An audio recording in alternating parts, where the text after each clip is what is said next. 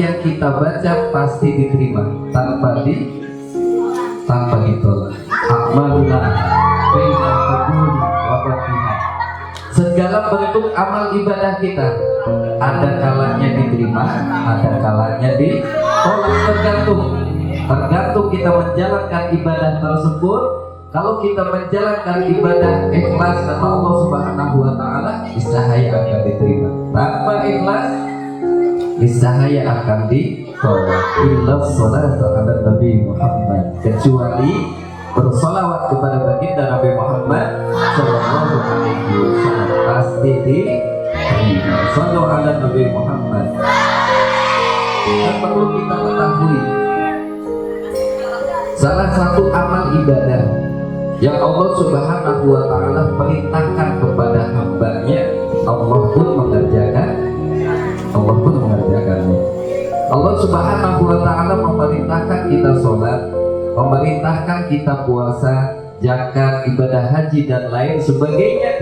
Tidak ada di dalam Al-Quran dan di hadis manapun yang menerangkan bahwa Allah Subhanahu wa taala melakukannya. Silakan cari, tidak ada, kecuali bersolawat kepada baginda Nabi Muhammad sallallahu alaihi wasallam. Sebelum Allah Subhanahu wa taala memerintahkan kepada hambanya, Allah Subhanahu wa taala terlebih dahulu yang melakukannya.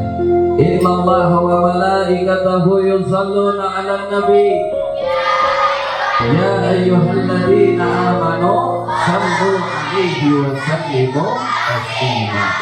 Sesungguhnya Allah dan para malaikatnya bersalawat kepada baginda Nabi Muhammad sallallahu alaihi wasallam. Ya ayyuhalladzina amanu shallu 'alaihi wa sallimu taslima. Wahai orang-orang yang beriman, bersolawatlah kalian kepada baginda Nabi Muhammad sallallahu alaihi wasallam dan ucapkanlah salam penghormatan kepada baginda Nabi Muhammad sallallahu alaihi wasallam. Bahkan Allah Subhanahu wa taala bukan hanya memerintahkan kita untuk sholawat, bukan hanya memerintahkan kita untuk bersolawat, akan tetapi Allah Subhanahu wa taala mewajibkan kita untuk bersolawat dan untuk memuji baginda Nabi Muhammad sallallahu alaihi wasallam.